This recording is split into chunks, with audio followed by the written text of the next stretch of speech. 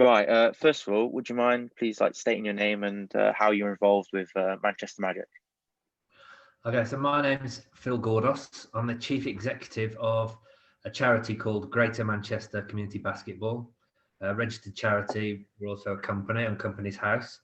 As part of the work we do, we have community program, and then we also have junior basketball program and senior program called the Manchester Magic and the Manchester Mystics, the Magic of the boys and the Mystics of the girls. And we have a program from under 10s right through to under 18s, and we also have couple of senior teams, men and women, and we also have an academy for the most talented 16 to 19-year-olds. Okay, brilliant. Could you like tell me like a few like responsibilities at the club, like what you do on like a day-to-day basis? Changes on a day-to-day basis, and for the past 6 7 months, it's been very different with COVID and the impact. I could do anything from speak to my coaches to talk about progress with our teams, with our players, to fixing the toilet seat in our we have two properties that staff our players. Yeah, it's very varied. I could be meeting with city council members about our future and our future plans. I could be meeting with schools. I could be talking to other chief executives in basketball across the country. I could be talking to various sponsors, big companies, parents and players on a regular basis. Our S&C team, MMU, who we have good links with as well for our academy program. So every day is different and it's very varied. Okay, brilliant. So the piece I'm writing about is mainly about how COVID has affected Manchester Magic. So what was like the initial response from everyone at the club? So it was quite a challenging time, only because it was sort of early to mid March when it really hit, and that's when our season comes to a climax. Um, and we have a really good record with our junior teams. We've won more than 50 junior titles, national titles since 2000. We have a lot of junior internationals in our teams, and it was really reaching the crux of the season. So we had to deal with suddenly basketball stopping, and for a lot of players that was devastating because, and I can speak from personal experience because I've got three boys, and one of them or two of them are still in the program or were in the program. And for the under 18s particularly, it was tough because their season ended prematurely. A lot of them have been in the club for 8 or 9 years, and suddenly everything was taken away. They couldn't finish the season. Their junior careers were over. They're having to contend with no A levels, which, depending on your viewpoint, was a good thing or a bad thing. And they didn't know what was happening for the next step for them. Some of our kids want to go to the States to play. Some of our kids want to go to university here and play. And it was just, that was my main concern was how our under 18s dealt with the situation. So it was hard. We didn't know what was going to happen, like a lot of people. So it was the uncertainty. And you'd try and make a plan, and then you'd have to rip it up because things changed on a daily, weekly basis. And you weren't too sure. We weren't too sure when we were going to return. The best case scenario, people talking about end of May, June, clearly became a lot longer.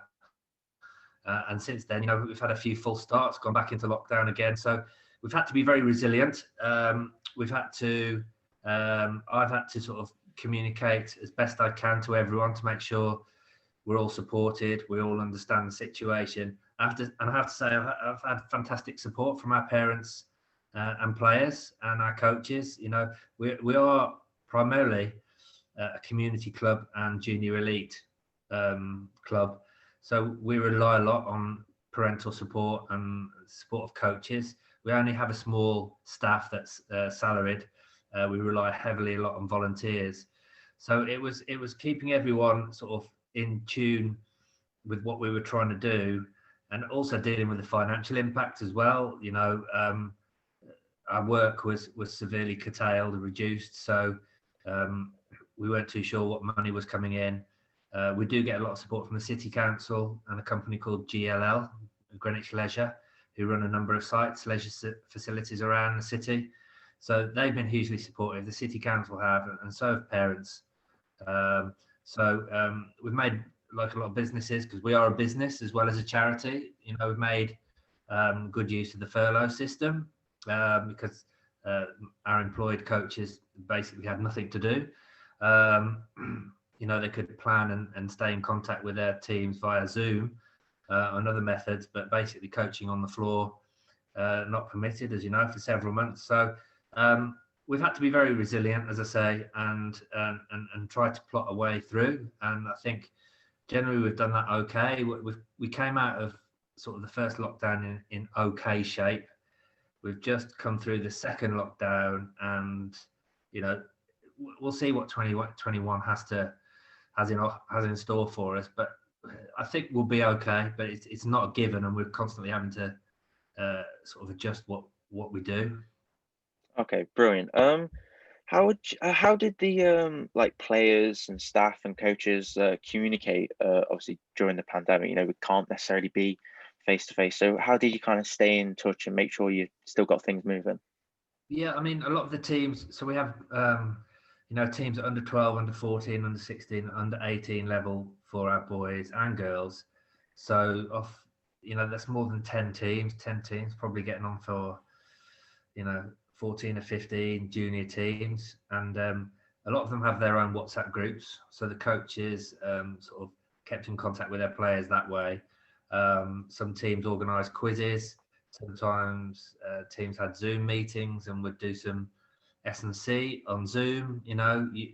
With the players in their bedroom, anything from the basic S&C. When I talk about S&C, and strength and conditioning, so anything from sit-ups, press-ups, all these kind of things, to star jumps, whatever you could do indoors, really, or in the backyard or the garden.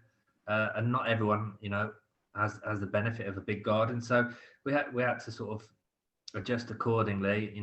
I sent out stuff from MMU's strength and conditioning department, little videos. Some of our coaches filmed videos and sent them out, so that if players could get to a park, they could work on the game that way. So yeah, I mean, it was difficult because obviously a lot of our coaches are volunteers, so it's down to them to sort of to sort of engage with their teams. But they were fantastic. They did a great job. Oh, brilliant. Do you see it like having any effect on basketball as a whole in the UK for the foreseeable future? Depends how long this goes on for. It's obviously had a negative impact on a lot of senior teams because it's only the elite teams that can continue to play. So that's impacted us. We have a women's team and a men's team at Division 2 level in the National League, and they weren't allowed to play because they weren't deemed elite. So there's a lot of senior players out there that cannot play. I've been in touch with some of them, and it's tough for them. The season finished in March last year, and they might not play again till next season, which could be September. So that's a long time out of the game, 18 months. Yeah, so I mean, as I say, I know a lot of teams. We're in a very fortunate position. We have our own. When I say our own 3-court facility, we share it with a school, but we get access to it in the evenings at weekends. And not everyone's as well off as we are in that regard. A lot of clubs rely on school venues or leisure facilities and leisure centre facilities, and these haven't been open, so they've had nowhere to train. I mean, during the summer they could train outdoors, but that's not possible now. So we've been very fortunate. As soon as we were allowed to train indoors, we did, and we didn't have any problems. We set up the screening protocols that everyone had to abide by. But yeah, it's difficult. I'm in contact with a few of the clubs, and I know how hard it's hit them. They've had to basically either wrap up their program for the season already or postpone until January. A lot of clubs made the decision back in October, early November, to postpone until January, and it's turned out that January is going to be the start date anyway because of what's happened in the last few weeks with lockdown. So it's difficult to say right now. I think hopefully basketball will rally together and will help each other come through this. It's impacted. I mean, I can't really talk much about the BBL or the WBBL because I'm not involved at that level, but they've certainly had a rough time as well. But yeah, if this continues, if the uncertainty and this stop-start carries on next year, then it'll have a big impact on clubs. It'll have a big impact on national teams because they didn't have their championships last year. And as the time goes on, it makes it very difficult to hold championships this year as well. So it's difficult. It's difficult.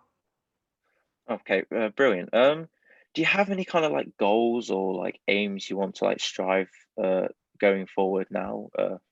Coming out of this, hopefully coming out of this pandemic soon. Is there any kind of things you want to do going forward? Well, it's primarily looking after the well-being and the welfare of kids. A lot of the kids that we have kids from all backgrounds. So it's making sure that everyone is looked after, and for a lot of kids, basketball is their not salvation, but it's their opportunity to do something, whether it's health and fitness or it helps them, down the line. They might get a scholarship to the States, can help with their career, all these different things. And we sort of work on helping kids become good citizens, if you like. So helping them, get life skills that will serve them well going forward. So it's not just about becoming a better basketball player, it's about becoming a better person and giving them opportunities. So it's goals. It's just at this moment in time with the uncertainty, it's keeping the program running. That's the first and foremost thing. Making sure that our players and our coaches they have our support, so that they're feeling invested in. And beyond that, there's not much more at the moment. Remain financially stable is really important. But yeah, I think they're the sort of 2 or 3 main objectives for us. Brilliant. How would you say that the players reacted? Like, how did they kind of react to the whole situation? How did they, work with what we've got right now? I mean, kids are very resilient. We know that, but then some, the longer this goes on and the stop-start. I mean, with the way the system is and processes are at the moment, and I've got 3 boys. Two of them are in America, and one's here playing for the Magic at under 15, 16 level. But I know it's tough because with the quarantining measures and the screening measures, a lot of kids are going into quarantine all the time. They'll come out of quarantine after 2 weeks. I think it's 10 days now, but it used to be 2 weeks, 14 days. They come out of quarantine and they may have to quarantine again after 2 or 3 days because they've come into contact with someone who might have COVID. So it's been tough for some kids. And as I said, some kids rely on us as a club to support them, to give them an out, to give them opportunities. So again, if we're back playing properly and league games in January, then I think kids will bounce back incredibly quickly. But they need the opportunity to play. You briefly mentioned trying to make sure that the players kept fit and things like that. Could you maybe elaborate on that a bit more? Yeah, I think so. Obviously, the season finished in March, mid-March. We were shut down, and we briefly came back in August, end of July, and then there was a lockdown again. So as I say, some teams, it's so important. We know this, and you can quote numerous articles, researches that kids' physical well-being is really important because it relieves stress. The fitter you are, the more attentive you can be in class. Just being physically active is much better for your health. And some kids, in this day and age, stuff. And again, I speak from personal experience. there's so many other opportunities out there now, and it's quite easily sit in front of a screen for hours on a time if you're not being engaged physically. And with obviously lockdown, meaning that you can't go out much except for that hour a day or whatever it was at the time, some kids need really to be pushed to do that physical exercise. Otherwise, they're quite happily sit in front of a computer screen or a monitor. So I think, as I say, our coaches and parents did a fantastic job keeping kids engaged as much as they could. And then, as I say, when we were allowed to train outdoors end of July, a lot of people were doing stuff in parks. It was either basketball if we could get on the court and it wasn't too crowded, to doing fitness on a football pitch, that kind of thing. So I think and now we have, each team has two-hour training sessions a week, and it's been really sort of, you see it when the kids come through the centre and get on the court, the amount of joy they get from being there. So being physically active and the camaraderie, social interaction, it's really important. Okay, would you say that most of the people at the club have been able to like come together during this? So could you say that there are any kind of positives maybe you could take from what's happening right now? I think supporting each other and sort of looking out for each other, I think that's been really important. We haven't been able to do much more than team train. Everyone's been in their sort of individual teams and bubbles, and we haven't been able to mix that way. People have seen each other at the centre because we've got 3-court facility, so people will see other people and interact, but from a distance. But we haven't been able to hold any fundraising events or team get-togethers. Normally we try and do an end of season awards ceremony or a get-together. We didn't do that. We didn't do anything during the summer. Won't have a Christmas do. So sort of the basketball training, because we've not been able to play any games because the league doesn't start till January. Basketball training is the only chance for us to come together as a group. And as I say, fortunately, with 3 courts together, it's meant that there's been a bit of interaction, but not as much as we normally used to. Okay. Would you be able to like maybe mention any like personal hurdles that you may have had to face as a result of the pandemic? Personal hurdles is just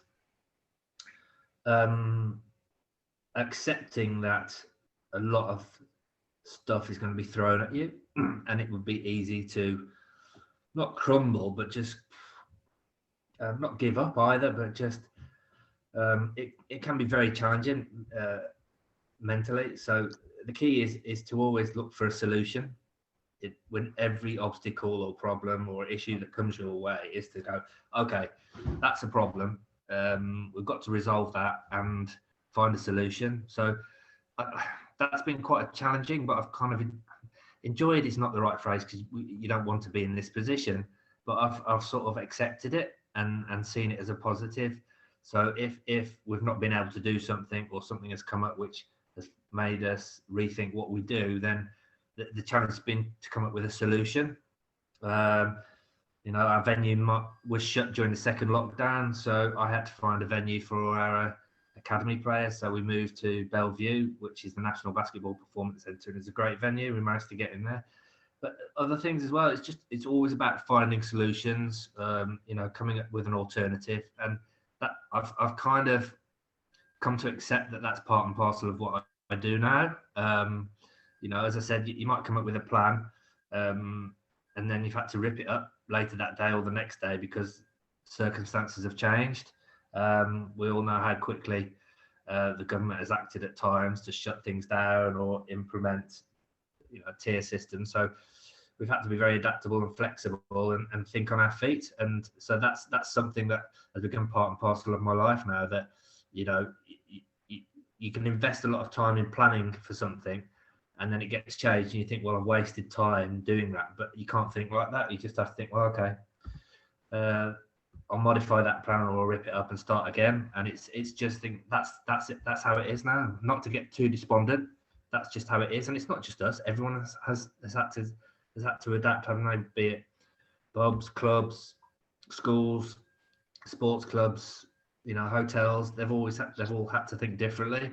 And I think that's been the big challenge, is what do we have to do differently, and how can we make it happen? Okay, brilliant. That's all I really need to know. Do you have any like parting comments maybe that you'd like to say? So just Jake, just talk to me about your research again. So what's it for exactly? Just remind me.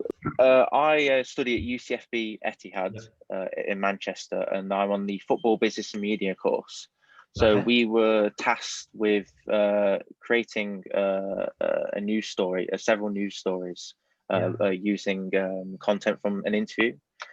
So we selected the sport and the club that we wanted to look into, and then obviously we've had to contact obviously you and organize an interview. So basically, I'm going to use some of the comments you've made throughout this interview, and I will probably post the full one if that's okay as well, and kind of create a few news stories that will go onto my blog and will be used to submit in my assignment. So it's really quite interesting, researching about Manchester Magic, looking into it. And now, again, thank you very much for taking time. I'm sure you're very busy, even No, that's during fine. this time. So for your benefit, because I didn't spell it out, my name is Phil, Phil. Surname is Gordos, Gordos for sugar. The chief exec of Greater Manchester Community Basketball, which is this umbrella organisation. And then, as I say, Manchester Magic, and it's called Manchester Magic and Manchester Mystics. Manchester Magic are the boys, Manchester Mystics are the girls. Okay. Yeah, brilliant. Thank you very much. You need from me? My background is in journalism. I used to work for BBC Sports. Oh, brilliant. Yeah. There. So if you need anything, let me know. Again, thank you very much, Phil, for helping me, and I'll send that along to you once I've gotten it all written up. Brilliant. Thanks, Right, Jake. thank you very much, mate. Take care. Bye bye. Okay, bye.